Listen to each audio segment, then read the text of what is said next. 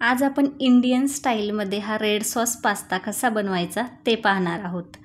अगदी मोजक्या साहित्यामध्ये आपण हा पास्ता बनवणार आहोत, त्यामुळे व्हिडिओ शेवटपर्यंत नक्की पहा। दररोज नाश्त्यासाठी पोहे किंवा उपमा खाऊन कंटाळा आला असेल तर एकदा हा पास्ता नक्की ट्राय करून पहा। नमस्कार, भाग्यश्री कुकिंग चॅनलमध्ये आपल्या सर्वांचे खूप खूप स्वागत आहे। चला तर मग वेळ न घालवता रेसिपीला सुरुवात करूया। सर्वात पहिल्यांदा आपण सॉस बनवून घेऊयात। त्यासाठी इथे मी 2 टोमॅटो घेतलेले आहेत। 2 मध्यम आकाराचे टोमॅटो वापरलेत। याचं प्रमाण तुम्ही कमी जास्त करू शकता, तर तुम्हाला जितका पास्ता बनवायचा आहे त्यानुसार हे सॉसचं प्रमाण कमी जास्त करायचं आणि वरून आपण असं हे कट करून घ्यायचे।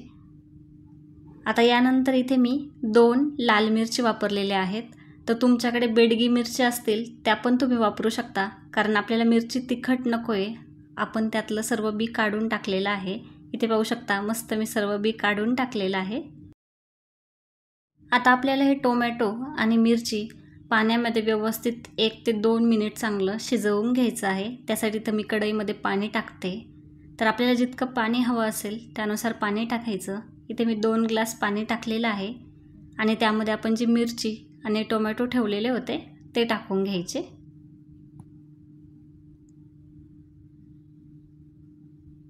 आता हे आपण झाकण ठेवून 2 मिनिट साधारण शिजवून घेणार आहोत। इथे तुम्ही पाहू शकता मस्त पाण्याला उकळी आलेली आहे आणि आपलं टोमॅटो पण व्यवस्थित शिजलंय, कारण त्यावरची साल पण निघलेली आहे। आता आपण हे थंड पाण्यामध्ये काढून घेऊयात। आपल्याला टोमॅटोवरची स्किन म्हणजेच त्याची साल काढून घ्यायची आहे, तर हे गरम आहे त्यामुळे हळूहळू ही साल काढून घ्यायची। आपण मस्त असे साल काढून घेतलेले आहे। आपले टोमॅटो थंड होत आहेत तोपर्यंत आपण पास्ता शिजायला टाकून घेऊयात, म्हणजे आपला पास्ता पण शिजेल जोपर्यंत आपला सॉस तयार होईल। तर इथे मी पाणी टाकलेलं आहे, तर आपल्याला जितका पास्ता घ्यायचा आहे त्यानुसार पाणी टाकायचं आणि मी थोडंसं मीठ टाकलेलं आहे आणि त्यानंतर 2 ते 3 थेंब तेलाचे टाकलेले आहेत। त्यामुळे काय होतं, आपला पास्ता एकदम सुटसुटीत शिजतो। पाण्याला थोडीशी उकळी आली की यामध्ये पास्ता टाकून घ्यायचा। तर इथे मी 1 वाटी पास्ता टाकलेला आहे, तर तुम्ही दुसरा पण पास्ता वापरू शकता। तर आपल्याला हा पास्ता 8 ते 10 मिनिट चांगला शिजवून घ्यायचा आहे।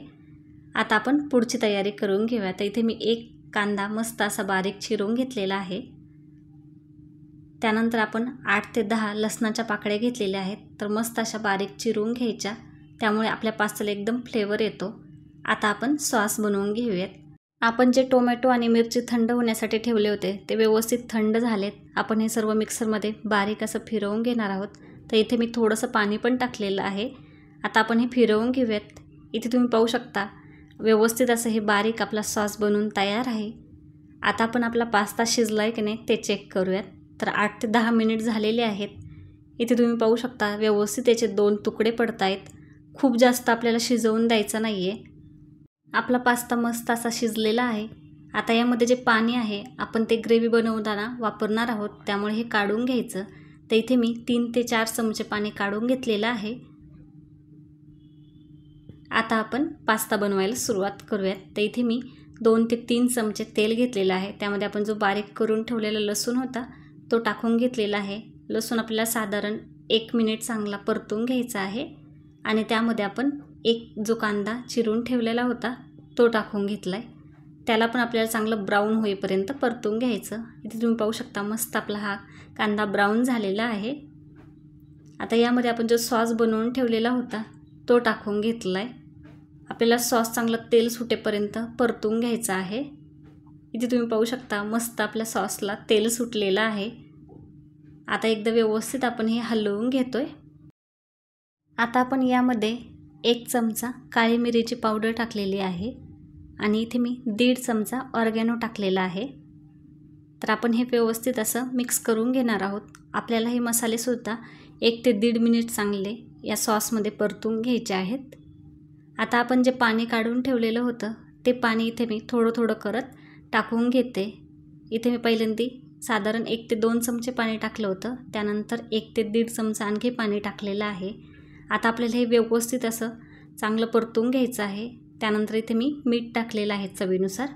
आपण पास्ता शिजवताना मीठ टाकलेलं होतं, त्यामुळे अंदाजाने मीठ टाकायचं। इथे तुम्ही पाहू शकता मस्त आपला सॉस बनवून तयार आहे। आता आपण जे बॉईल करून ठेवलेला पास्ता होता तो टाकून घेऊयात। तर मी थोडा थोडा करत हा पास्ता टाकून घेते आता आपल्याला व्यवस्थित 1 ते 2 मिनिट चांगलं पास्त्याला चांगला सॉस लागेल असं व्यवस्थित मिक्स करून घ्यायचं आहे। यावरून मी थोडंसं बटर टाकलेलं आहे, तर बटर ऑप्शनल आहे, तुम्हाला जर आवडत असेल तर टाकू शकता। आपण हे साधारण 1 ते 2 मिनिट चांगलं मिक्स करून घेतोय।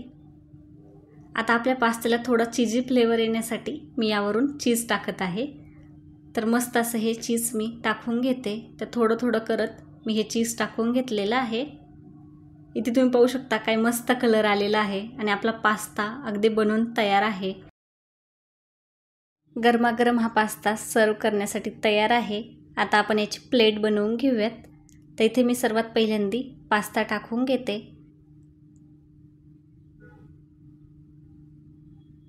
आता यानंतर आपण थोडंसं यावरून चीज टाकतोय, त्यामुळे काय होईल, दोन्ही पास्त्यांच्या लेअरमध्ये चीज असेल तर एकदम असा चीजी फ्लेवर येतो। यावरून मी पुन्हा थोडासा पास्ता टाकलेला आहे। या पद्धतीने जर पास्ता कधी ट्राय नसेल केला तर एकदा नक्की ट्राय करून पहा। अगदी घरच्या मोजक्या साहित्यामध्ये हा पास्ता बनतो। काही मस्त प्लेट दिसतेय।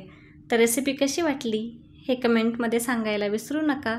व्हिडिओ आवडला असेल तर व्हिडिओला लाईक करा, शेअर करा आणि अशाच नवनवीन रेसिपी पाहण्यासाठी चॅनेलला सबस्क्राईब करायला विसरू नका। धन्यवाद।